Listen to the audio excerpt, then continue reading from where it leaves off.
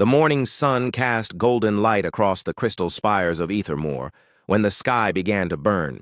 Princess Lyra lay. Moonwhisper stood on the balcony of the Starweaver Palace, watching her people tend to the living gardens that grew throughout the city. The trees here were not like trees on other worlds.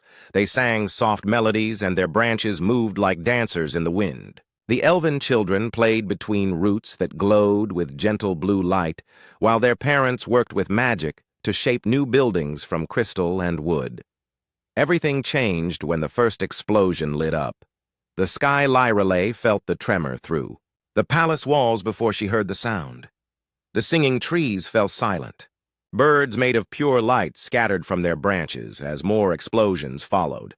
The princess looked up to see massive black ships dropping out of hyperspace like falling stones. They were ugly things with sharp edges and weapon ports that already glowed red with charging energy. The Vorthak had come. Mia Brooks was in the palace gardens when the attack began. The human ambassador had been on Ethermore for 3 months, working on trade agreements between Earth and the elven worlds. She had grown to love this place with its impossible beauty and the kind people who could make flowers bloom with just a touch. Now she watched in horror as plasma beams lanced down from orbit to strike the outer districts. Captain Lisa Morgan felt the emergency alert pulse through her communicator as she sat in the human embassy. The diplomatic vessel Stargazer was docked at the orbital station, but she knew they would need to leave soon. The Vorthak fleet was enormous. More ships kept appearing as if the enemy had brought their entire armada to destroy this one world high above the planet. General Zarathes stood on the bridge of her flagship, watching the bombardment begin. The female Vorthak commander was tall and powerful, with scales that gleamed like black metal. Her people had conquered 12 star systems in the past year, but the elves had always escaped before the final blow. Not this time. She had planned this assault for months and brought 300 warships to make sure no elf would leave Ethermore alive. The elven defense fleet scrambled to respond, but they were caught completely off guard. Their ships were beautiful things that looked more like giant flowers or butterflies than warships. They moved with grace, and their weapons fired beams of pure starlight, but there were only 50 of them against hundreds of Vorthak dreadnoughts. Prince Thalison led the defense from his flagship. Lyralai's father was ancient, even by elven standards, and had commanded fleets for over 1,000 years. His ship wove between the enemy formations like a dancer while his weapons carved through Vorthak hulls. For a moment, it seemed the elves might hold their own despite the odds. Then the second wave arrived. 200 more Vorthak ships dropped out of hyperspace behind the elven fleet. Prince Thalison realized they had walked into a trap. The enemy had hidden half their force until the elves committed their entire navy to the battle. Now his people were surrounded with no way to escape. Down in the palace, Queen Miraleth gathered her court as the building shook from orbital bombardment. She was trying to coordinate the evacuation of civilians while maintaining the magical shields that protected the city. The queen's power was vast, but even she could not hold back an entire fleet forever. Lyra ran through the palace corridors looking for her parents. Servants and guards rushed past carrying children and precious artifacts. The princess had trained as a warrior, but she had never seen real war before. The sound of the bombardment was like thunder that never stopped, and the air tasted of smoke and fear. Mia Brooks found Captain Morgan in the embassy communications room. The captain was trying to reach Earth, but the Vorthak were jamming most frequencies. Only short bursts could get through, and the news they carried was grim. The elven orbital defenses had fallen. Enemy troops were landing in the southern continent. The refugee ships trying to escape were being hunted down one by one. The first Vorthak assault ship broke through the palace shields just as Lyra reached the throne room. She burst through the doors to find her mother standing in a circle of light while her father knelt beside the crystal throne. Both of them were pouring their life force into the city's defenses, but the strain was killing them. The assault ship hovered outside the great windows like a metal predator, its weapons charged. With deadly light as Vorthak soldiers prepared to board the palace, Queen Miraleth looked at her daughter with eyes full of love and sorrow. "You must live," the queen whispered as she fell to her knees. The plasma cannon fired. The explosion tore through the throne room like the fist of an angry god. Lyrelay felt herself, thrown backward as stone and crystal rained from the ceiling. When the ringing in her ears stopped, she crawled through the rubble looking for her parents. She found them lying together beneath a fallen beam. Neither moved when she called their names. Mia Brooks grabbed the princess and pulled her away from the ruined throne room. The human woman had fought her way through burning corridors to reach Lyrelay just in time. They ran together toward the embassy as more explosions shook the palace. Behind them, they could hear Vorthak's soldiers breaking through the walls. Captain Morgan had the Stargazer ready when they reached the landing pad. The diplomatic ship was small but fast, and she thought they might be able to reach the orbital station before the enemy noticed them. They lifted off just as Vorthak fighters began strafing the palace grounds. As they climbed toward space, Lyrelay looked back at her burning world. The crystal cities were broken jewels scattered across the continents. The singing forests were ash and smoke. Millions of her people were dead or dying while the survivors ran like frightened animals. General Zarathes watched the small human ship escape and decided to let it go. Soon there would be no elves left to tell their sad story anyway. The Vorthak had learned long ago that mercy was weakness, and weakness led to defeat. Better to finish the job completely than leave enemies alive to seek revenge. The last transmission from Ethermore reached human space 3 days later. Prince Thalison had somehow survived the space battle and managed to broadcast one final message before his ship was destroyed. The light of our people fades. We fought with honor, but the darkness was too strong. Remember us as we were and know that love endures even when hope dies. Then silence. The refugee convoy limped through hyperspace like wounded animals fleeing from predators. Princess Lyrelay sat in the cramped cabin of the transport ship looking at the faces around her. These were all that remained of her people. 300 elves from a world that once held millions. Children pressed close to their parents while the adults stared into nothing with eyes that had seen too much death. The ship groaned and shuddered as its damaged engines fought to maintain speed. Captain Morgan had transferred them from the Stargazer to this larger vessel at the orbital station before the Vorthak arrived there, too. Now they were running toward the Zephyrian trade routes, hoping to find sanctuary among the neutral worlds. Kiralyn checked her weapons for the 10th time that day. The Elven Ranger had been on patrol when Ethermore fell and only learned of the disaster when she tried to return home. Instead of finding her forest, she found burning wreckage and Vorthak patrols hunting survivors. She had rescued as many of her people as she could before joining the convoy. Mia Brooks worked with the ship's medic to tend the wounded. Many of the refugees had burns from plasma weapons or injuries from falling debris.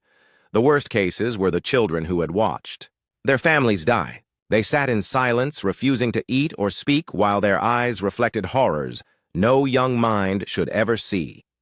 3 other ships traveled with them carrying the last survivors from different parts of Ethermore. The convoy stayed in loose formation as they jumped from system to system, avoiding the main shipping lanes where Vorthak patrols might find them.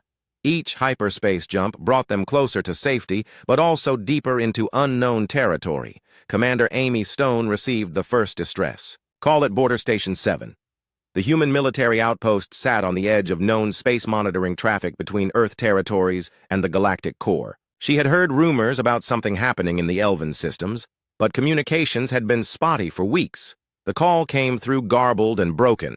A female voice speaking accented English begged for help in the name of the old treaties between humans and elves.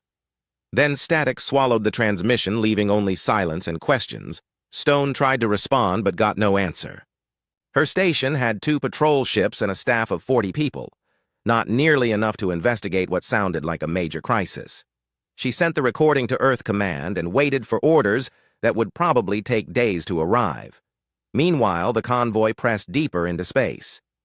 They had been traveling for 5 days when the Vorthak found them. The attack came without warning as they dropped out of hyperspace to refuel at an automated station. Vorthak raiders burst from behind the station's bulk, firing everything they had. The first transport exploded before it could even turn to run. 70 more elves died in an instant. Princess Lyrelay felt the impact as debris struck their hull. Through the viewport, she could see Vorthak fighters swarming around the convoy, like angry insects. Their leader's ship was sleek and deadly with weapons that fired bolts of crimson energy. Kira Lynn grabbed a boarding gun and headed for the airlock. If the enemy tried to board, she would make them pay for every step. The Ranger had lost everything else, but she would not lose the princess without a fight. The second transport tried to ram the Vorthak leader, but missed and flew into empty space with its hull breached and engines dying. More fighters closed in for the kill as escape pods launched into the void. Most would never be recovered. Captain Morgan threw their ship into a wild, evasive pattern, while the few weapons they had returned fire. The transport was not built for combat, but the crew did their best. They managed to damage one fighter before, taking hits that knocked out their navigation system. Vera Martinez worked frantically in the engine room, trying to keep their damaged systems running. The chief engineer had joined the refugees at the orbital station when her own ship was destroyed. Now she crawled through smoking corridors, rerouting power while explosions shook the hull around her. The Vorthak pressed their attack with ruthless efficiency. They had tracked the convoy for days, waiting for the perfect moment to strike. Their leader wanted to capture some elves alive for interrogation, but was willing to settle for corpses if necessary. Just when all seemed lost, salvation came from an unexpected source. A human patrol ship dropped out of hyperspace directly between the convoy and their attackers. The small vessel was completely outgunned, but its captain did not hesitate. He launched every missile he had while broadcasting surrender. Demands on all frequencies. The Vorthak leader laughed at the pathetic human gesture. One small ship against 6 fighters was not even worth her attention. She ordered her pilots to destroy the newcomer and continue the hunt, but the patrol ship's sacrifice bought precious time. The surviving transports used the distraction to jump back into hyperspace, carrying their wounded cargo toward the border. Princess Lyrelei watched through the viewport as the brave human ship died in nuclear fire. She did not even know the captain's name. The convoy emerged from hyperspace near Border Station 7, with their hulls scarred and their hearts broken. Commander Stone met them with every ship she could spare. The sight of the refugees shocked her hardened crew. These graceful beings looked like something from a fairy tale, but their eyes held the weight of genocide. Lyrelei stood before the human commander in the station's docking bay. The princess still wore the formal robes she had put on for court that morning when her world was whole. Now the fabric was torn and stained with blood, but she held herself with royal dignity. "I am Lyrelei Moonwhisper, last daughter of the Starweaver dynasty," she said in careful English. "My people are dead and my world is ash, but we live by the grace of human courage." Stone felt something cold settle in her stomach as she listened to the princess describe the attack. 300 Vorthak ships had appeared without warning to destroy an entire civilization. The elves had never threatened anyone. Their only crime was existing in territory the enemy wanted. The refugees brought more than just tragic stories. They carried technical data about Vorthak weapons and tactics gathered during the final battle. The information painted a grim picture of an enemy that showed no mercy and took no prisoners. Kira Lynn spoke with Stone's tactical officers about Vorthak boarding procedures. The Ranger had seen them in action during the evacuation and knew their methods.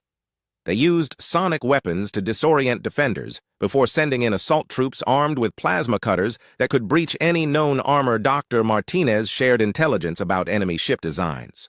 The Vorthak built their vessels like mobile fortresses with thick armor and redundant systems. They preferred overwhelming firepower to elegant engineering, and their largest ships carried enough weapons to level cities. Within hours of their arrival, more disturbing news reached the station.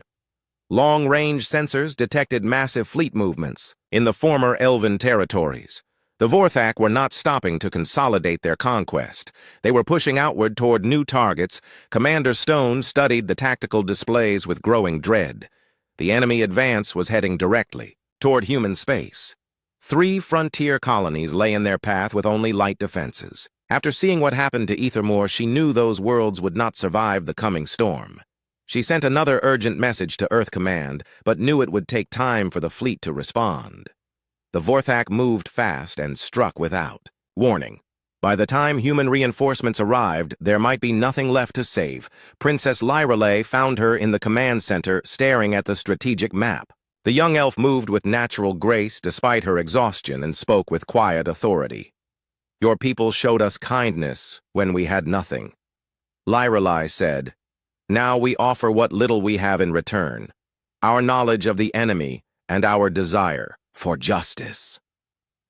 Stone looked at the princess and saw something that gave her hope. The elves had lost everything, but they had not given up. Their civilization was broken, but their spirit endured. Perhaps together they could find a way to stop the Vorthak advance. The last message from the convoy reached Earth 3 days later. It carried refugee testimony, technical data, and a simple request. The elves asked for nothing more than the chance to fight beside their human friends. When the final battle came, deep in space, the Vorthak fleets continued their relentless advance toward human territory. The Great Council chamber floated in space between 5 star systems like a crystal flower blooming in the void. Admiral Kate Sullivan walked through corridors filled with beings from across the galaxy. The Galactic Council brought together dozens of species in the name of peace and cooperation. But today the air hummed with tension and fear. News of the Elven genocide had reached every world, and the delegates whispered among themselves about what it might mean. The chamber itself was a marvel of engineering. Transparent walls showed the stars beyond, while gravity fields allowed species from different worlds to find comfortable meeting spaces. Water-filled sections for the aquatic races, while others preferred the thin atmosphere of high-altitude worlds. Nyxaria floated at the center of the chamber like a living jewel. The crystalline alien served as mediator for the council, and her species had held this role for thousands of years. Her body caught and reflected light in patterns that conveyed emotion and meaning to those who could read them. Right now, those patterns spoke of deep concern. President Claire Davis had sent Admiral Sullivan to represent Earth with clear instructions. Humanity wanted a coordinated response to the Vorthak threat, but they would act alone if necessary. The Admiral carried recordings of refugee testimony and sensor data that painted a clear picture of the enemy's capabilities. The Hivari delegation clustered in their assigned section like a living carpet of chitin and clicking mandibles. These insect beings controlled dozens of worlds through hive minds that could process information faster than any individual brain. Their representatives spoke in rapid bursts that translator devices struggled to follow. The depths dwellers had sent only a single ambassador who floated in a tank of murky water. These ancient beings rarely concerned themselves with surface politics, but the scale of the Vorthak advance had drawn their attention. They communicated through chemical signals that carried complex meaning in every molecule. Dozens of smaller species filled the remaining spaces. Traders and explorers who had built the galactic community through countless small connections. Many had lost ships or colonies to Vorthak raids, but none had faced the total destruction visited upon Ethermore. Admiral Sullivan took her place at the human podium and waited for recognition from the mediator. Around her she could hear the babble of alien languages as translator systems worked to keep up with the discussion. The formal session would begin soon, but already she could sense the divisions forming. Tessa Clark sat in the observation gallery watching the delegates gather. The human intelligence analyst had spent weeks preparing briefings on every species represented here. She knew their political structures, their military capabilities, and their likely responses to the crisis. The picture she had painted for Admiral Sullivan was not encouraging. Most council races preferred negotiation to warfare. They had built their civilization on trade and mutual benefit. The idea of total war for racial extinction was foreign to their thinking. They would look for compromise even when facing an enemy that had already shown they took no prisoners. Princess Lyreley entered the chamber as part of the human delegation. The elf wore simple robes instead of her royal garments, but she carried herself with quiet dignity. Many delegates had never seen an elf before, and they stared at her ethereal beauty with curiosity and sympathy. The session began with Nyxaria's call for order. The crystalline mediator's patterns shifted to formal configurations as she outlined the agenda. 3 items would be discussed.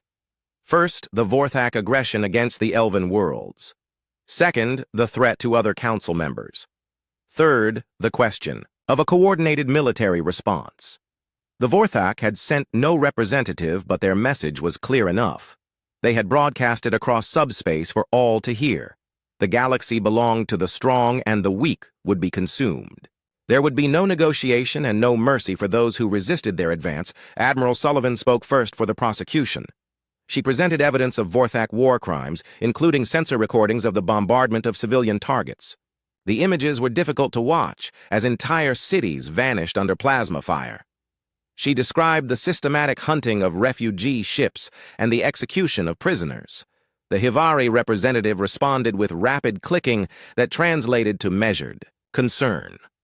Their hive minds had analyzed the threat and determined that cooperation offered the best chance of survival. They would provide intelligence support and safe harbor for refugees, but their military forces were needed to defend their own worlds. The Depths Dwellers' ambassador released a cloud of chemical signals that spoke of ancient patience. Their species had survived ice ages and cosmic catastrophes by avoiding unnecessary conflicts. They would seal their borders and wait for the storm to pass, as they had done many times before. Smaller species offered token support, but most followed the lead of the major powers. They had trade agreements and defensive pacts with the Vorthak's neighbors, but none were willing to risk their own worlds for strangers. Admiral Sullivan felt frustration building as speaker after speaker offered sympathy but no real help. They expressed concern about the Elven tragedy and promised to impose economic sanctions on the Vorthak. As if creatures bent on genocide would care about trade restrictions, Princess Lyrale stepped forward when called upon to testify. Her voice carried clearly through the chamber as she described the last hours of her world. She spoke without emotion about watching her parents die and seeing her people hunted like animals. The delegates listened in uncomfortable silence. "My world sang with the voices of the forests," Lyralai said. "Our children learned wisdom from trees that had lived for millennia. We harmed no one and threatened nothing, but our existence was inconvenient to those who wanted our space." She paused and looked around the chamber, meeting the eyes of delegates from dozens of worlds. "Now we are 300 survivors from billions," she continued.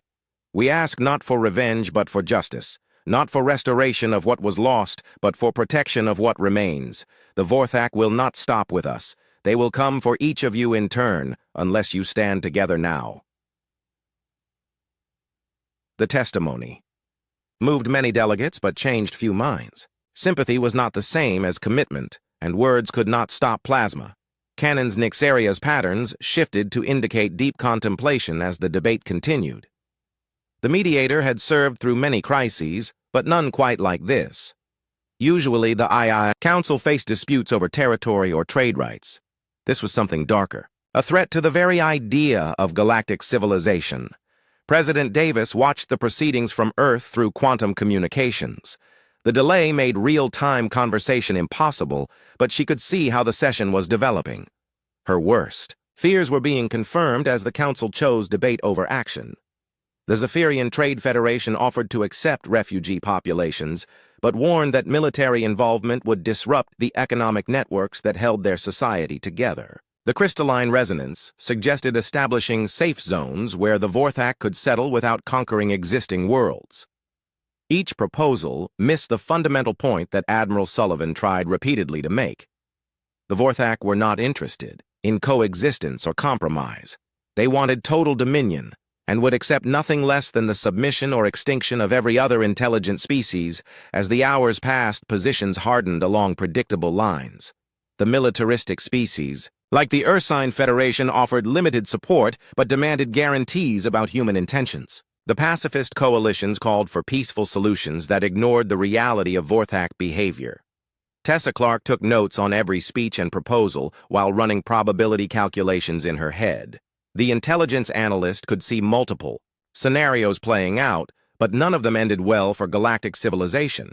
The Council would vote for sanctions and diplomatic pressure, while the Vorthak fleets continued their advance. The final vote came after 2 days of debate.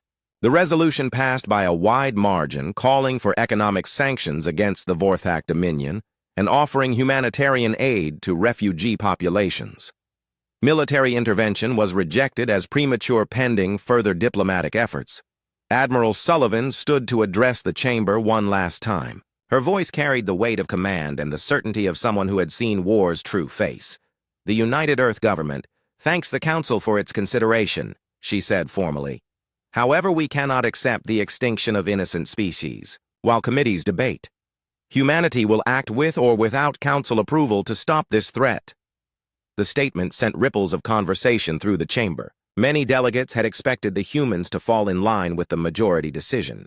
The idea of unilateral action violated council principles, but Admiral Sullivan's tone made clear this was not a bluff. Nixaria's patterns flickered with what might have been admiration as she declared the session closed. The mediator had seen many proud species in her time, but few with the courage to stand alone against overwhelming odds. Princess Lyrelei found Admiral Sullivan after the session ended. The elf carried herself with the dignity of her royal bloodline, but her eyes showed gratitude for humanity's stand. "Your people have honored the memory of mine," she said quietly.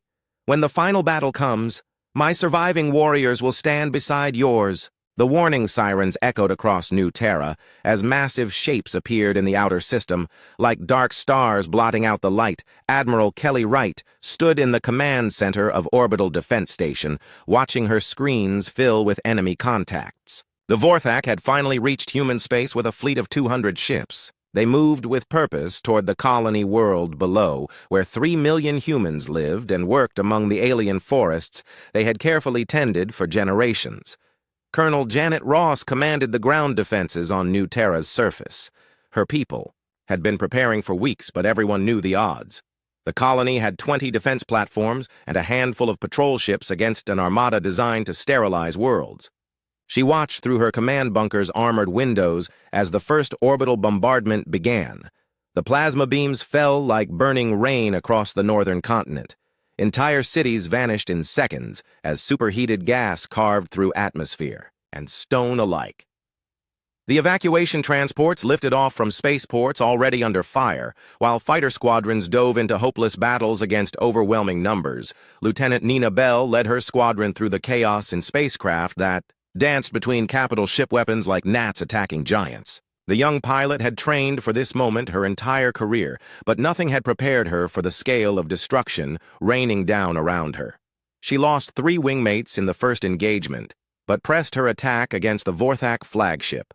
The enemy commander was General Korthvin, who had earned his position by burning 17 worlds in the previous campaign. He watched the human resistance with cold calculation while his ships systematically destroyed everything in orbit.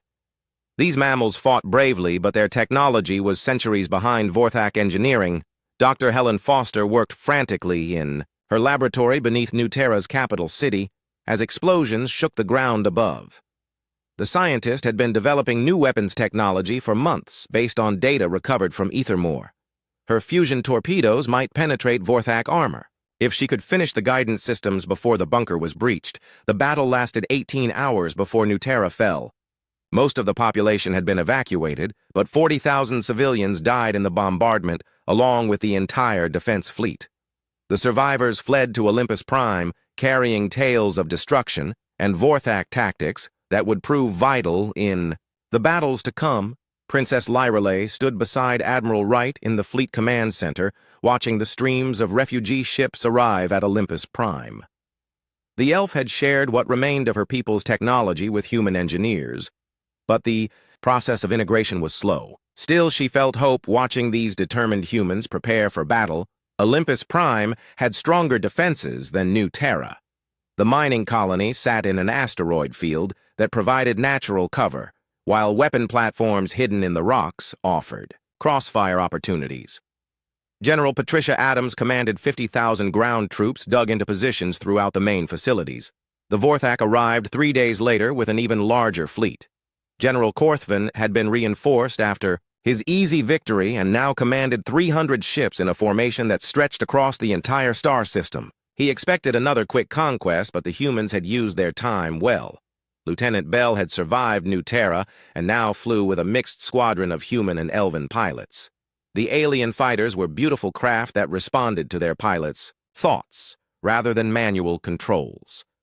She had trained for days to master the interface, but now her ship moved like an extension of her own body. The battle began when hidden platforms opened fire from within the asteroid field. Fusion torpedoes streaked across space to impact Vorthak hulls with nuclear fury. Dr. Foster's new weapons proved their worth as several enemy ships reeled out of formation with breached armor and failing systems. But the Vorthak adapted quickly to the surprise attack. Their capital ships spread out to minimize damage, while fighter squadrons swept the asteroids hunting for hidden bases. The humans fought from every rock and crater, but they were still outnumbered. 10-1, Admiral Wright coordinated the defense from her flagship as plasma beams carved through the asteroid field around her. She had pulled every available ship from across the sector, but her force was still pathetically small against the enemy armada. The Admiral watched her tactical display fill with red markers as ship after ship went silent. General Adams fought. The ground battle from bunkers carved deep into Olympus Prime's largest asteroid. Vorthak assault troops had landed despite the orbital defenses and were pushing through the mining tunnels with flamethrowers and sonic weapons. Her soldiers gave ground slowly while inflicting heavy casualties on the invaders. Dr. Foster's laboratory team worked around the clock to produce more fusion torpedoes. The new weapons were the only thing that could hurt Vorthak capital ships, but they required rare materials that were running short. The scientist pushed her people beyond exhaustion as enemy troops fought closer to their position. Princess Lyrelay led a boarding party against a damaged Vorthak cruiser, using elven magic to teleport through the enemy's shields. Her warriors moved like ghosts through the alien corridors while she struck down defenders with weapons of pure light. They planted charges throughout the ship before escaping just as it exploded. The battle raged for 5 days before Olympus Prime fell. The humans had fought brilliantly and inflicted serious losses on the Vorthak fleet, but numbers told in the end. Another 30,000 civilians died in the fighting, along with most of the defending fleet, but the sacrifices had not been in vain. Each battle taught the humans more about Vorthak tactics and weaknesses. Captured equipment revealed details about enemy technology, while prisoner interrogations provided intelligence about fleet movements and command structures. Lieutenant Bell escaped Olympus Prime in a damaged fighter carrying data chips full of tactical information. She had lost her entire squadron, but the intelligence she carried would help save millions of lives in the battles to come. The young pilot set course for Earth with news of the approaching storm. Admiral Wright barely escaped. With her flagship and a handful of escorts, her fleet was shattered, but her resolve remained unbroken. The Admiral sent constant reports to Earth Command describing Vorthak capabilities and recommending defensive strategies. General Adams led the final evacuation of Olympus Prime with 2,000 surviving soldiers. Her rearguard action bought time for civilian transports to escape, while she and her volunteers held the spaceport against impossible odds. Most would never leave the asteroid, but their sacrifice saved countless lives. Dr. Foster's research team made it out with their prototype weapons and manufacturing data. The fusion torpedoes had proven their worth against Vorthak armor, and mass production was already beginning in Earth's orbital shipyards. The scientists' work would give humanity a fighting chance in the final battle. The news of Olympus Prime's fall reached Earth just as Admiral Rebecca Turner was assembling the largest fleet in human history. Ships from every colony and patrol sector converged on the home system, while orbital shipyards worked day and night to arm them with the newest weapons. Princess Lyrelay addressed the human fleet commanders in a secure briefing room deep beneath Luna City. The elf princess wore armor now instead of royal robes and carried weapons forged from the memory of her dead world. She spoke of Vorthak weaknesses discovered in battle and ways that elven magic might support human technology. The intelligence reports painted a clear picture of the approaching threat. 3 Vorthak fleets totaling over 800 ships were converging on Earth. They moved slowly but inexorably, while smaller forces secured their supply lines. Humanity had perhaps 2 weeks before the final assault began. Admiral Turner studied the tactical displays with her senior staff, while refugees from the frontier worlds shared their stories in the corridors outside. The Admiral had commanded fleets for 20 years, but never faced odds like these. Earth's entire navy numbered less than 300 ships, and most were not designed for the kind of battle that was coming, but humanity had advantages the Vorthak did not expect. Dr. Foster's fusion torpedoes could penetrate their armor, while Princess Lyrelay's people brought centuries of combat experience against technologically superior foes. Most importantly, the humans were fighting for their home and the future of their species. General Patricia Adams established defensive positions throughout the Sol system, while her surviving troops trained militia units on every inhabited world. Earth cities prepared for siege, while orbital stations armed themselves with every weapon they could mount. The final message from the frontier reached Earth Command 3 days before the Vorthak fleets arrived. A badly damaged scout ship broadcast, on all frequencies as it died under enemy fire. "Earth's children are coming home," the pilot said as his ship broke apart. "Give them hell for all of us." Admiral Turner smiled grimly as she gave the order to deploy the fleet. The Vorthak would find that humanity did not die easily. The space between Mars and Jupiter erupted in light as the largest fleet in human history dropped out of hyperspace. Fleet Admiral Rebecca Turner stood on the bridge of her flagship, watching 800 enemy ships spread across the solar system, like a plague of metal locusts. The Vorthak had arrived 3 days earlier and were already bombarding Earth's outer defenses. But they had made one critical mistake. They had spread their forces too thin while confident that no effective resistance remained. Captain Grace Mitchell commanded the dreadnought Indomitable as it led the human battle line toward the enemy formations. Her ship mounted the newest fusion torpedoes and armor designed from salvaged Vorthak technology. Around her, 300 human vessels moved in perfect formation, while fighters swarmed like angry bees protecting their hive-wing commander, Beth. Parker flew at the head of the fighter squadrons in a ship that blended human engineering with elven magic. The craft responded to her thoughts while weapons of crystallized starlight charged in her wing mounts. Behind her flew pilots from dozens of worlds, including the surviving elves who had sworn vengeance for their murdered people. Princess Lyreley stood in the command center of Turner's flagship, surrounded by holographic displays showing the battle, developing across millions of kilometers. The elf princess wore armor that seemed to be made of captured moonlight, while weapons of pure energy hung at her side. Her people were few, but each was worth a dozen ordinary warriors. The Vorthak had expected to find Earth's defenses broken and scattered. Instead, they faced a coordinated fleet that struck like a hammer from the outer system. Admiral Turner had positioned her forces perfectly, using the orbital mechanics of the planets to mask their approach until the final moment. General Zarathes commanded the Vorthak forces from her massive flagship. The reptilian warrior had overseen the conquest of 20 star systems, but she had never faced resistance like this. The human fleet was smaller than hers, but they fought with desperate courage while their new weapons carved through armor that had protected Vorthak ships for centuries.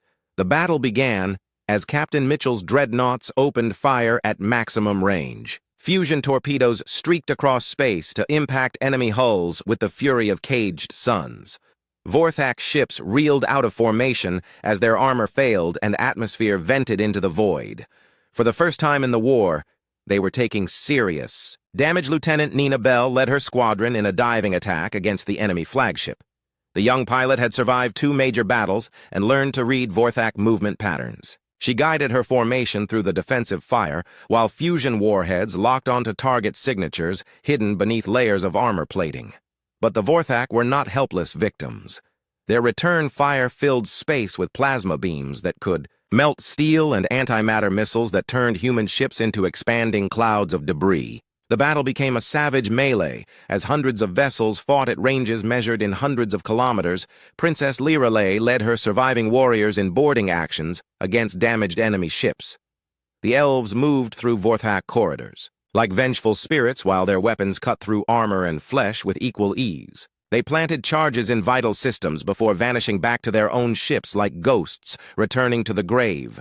Dr. Helen Foster watched the battle from Earth's orbital command center while her weapons proved their worth against the enemy fleet. The fusion torpedoes were devastating Vorthak formations, but ammunition was running low. Her technicians worked frantically to reprogram industrial fabricators for weapons production, even as the battle raged overhead. The tide turned when Captain Mitchell made a decision that would be remembered for generations. Her ship was heavily damaged with failing shields and a reactor running critical, but she saw an opportunity to strike the enemy's heart. The Indomitable turned toward General Zarathes' flagship in a ramming attack that would doom both vessels. The collision sent shockwaves through both fleets as 2 of the largest ships in the battle locked together in a deadly embrace. Captain Mitchell led boarding parties through the wreckage, while Princess Lyreley fought beside her with weapons that burned like captured stars. They battled through corridor after corridor toward the enemy command center. General Zarathes made her final stand in the flagship's bridge, surrounded by her elite guards. The Vorthak commander was wounded, but defiant as human, and elven warriors broke through her defenses. She fought with the fury of a cornered predator, but could not stand against enemies driven by righteous anger. Wing Commander Parker pressed her attack against the Vorthak fighter squadrons as larger ships died around her. The enemy pilots were skilled, but they had never faced opponents who combined human technology with elven magic. Her squadron carved through their formations while fusion warheads sought out capital ship targets. The capture of General Zarathes broke the Vorthak command structure as subordinate commanders argued over who held authority. Their formations began to lose cohesion while human ships pressed coordinated attacks against weak points in their lines. What had begun as an organized invasion became a confused retreat, but the battle was far from over. Vorthak reinforcements appeared at the edge of the system while damaged ships regrouped around secondary commanders. The enemy still outnumbered the humans, and their technology remained formidable despite the surprise attacks. Then salvation came from an unexpected source. Galactic Council ships began dropping out of hyperspace around the battle zone. The Hivari had sent their geometric dreadnoughts, while Ursine Federation cruisers moved to support human formations. Even the cautious depths dwellers had emerged from their ocean worlds to join the fight. Admiral Turner felt her heart lift as friendly contacts appeared on her tactical displays. The Council had finally seen the truth about the Vorthak threat and chosen to act. Their combined fleets might be enough to tip the balance toward victory. Nyxaria herself led the Council forces from a crystalline command ship that refracted starlight into weapon beams. The ancient mediator had abandoned her neutral stance to fight beside the species she had served for so long. Her patterns blazed with determination as Council ships engaged Vorthak formations. The final phase of the battle became a rout as Vorthak morale collapsed under coordinated attacks from multiple species. Their ships fled toward the outer system, while abandoning damaged vessels and wounded crews. The mighty armada that had terrorized the galaxy was broken and scattered. Princess Lyralay stood before the assembled fleet commanders in Admiral Turner's conference room as reports of victory came in from across the solar system. The elf princess still carried herself with royal dignity, but now her eyes blazed with hope instead of despair. When our light seemed lost forever, you showed us that courage burns brightest in the darkest hour, she said to the human officers around. My people will remember your kindness for all the generations to come. Admiral Turner accepted the surrender of the remaining Vorthak commanders, while Council mediators worked to establish new defensive agreements. The threat to galactic civilization had been stopped, but the cost had been enormous. Billions were dead, and entire worlds lay in ruins. Dr. Foster's fusion torpedo technology was shared freely among Council members, while Princess Lyralay established schools to teach combined human and elven combat techniques. The alliance that had formed in battle would endure to prevent future catastrophes. The war crimes trials that followed revealed the full scope of Vorthak atrocities across dozens of star systems. General Zarathes and her surviving commanders faced justice for genocide while their empire was dismantled and occupied by Council forces. Lieutenant Bell received command of her own squadron and the highest honors Earth could bestow. The young pilot had fought in every major battle of the war and helped develop tactics that saved millions of lives. Captain Mitchell survived her ship's destruction and was promoted to admiral in recognition of her sacrifice. The ramming of the Vorthak flagship became legend throughout human space. As an example of courage against impossible odds, Princess Lyralay addressed the Galactic Council from the same chamber where her people's plea for help had been rejected. But now she spoke not as a refugee begging for aid, but as the representative of a new alliance forged in battle. The darkness came for us, believing we would fall separately, she said to the assembled delegates. Instead, we learned to stand together, and the light of our unity drove back the shadows. The Council voted unanimously to establish permanent mutual defense agreements while creating rapid response fleets to prevent future genocides. The age of isolation and neutrality was over, replaced by recognition that freedom required constant vigilance. Earth became the headquarters for the new Galactic Defense Force, while human shipyards produced vessels for dozens of species. The technology that had saved humanity was shared freely as the foundation for a stronger civilization. Years later, Admiral Turner would stand on the observation deck of Earth's orbital command station, watching ships from across the galaxy dock at the massive facility. The war had cost everything, but taught the universe's children that hope endures even in the darkest void. The Vorthak Empire was gone, but its legacy lived on in the bonds forged between former enemies.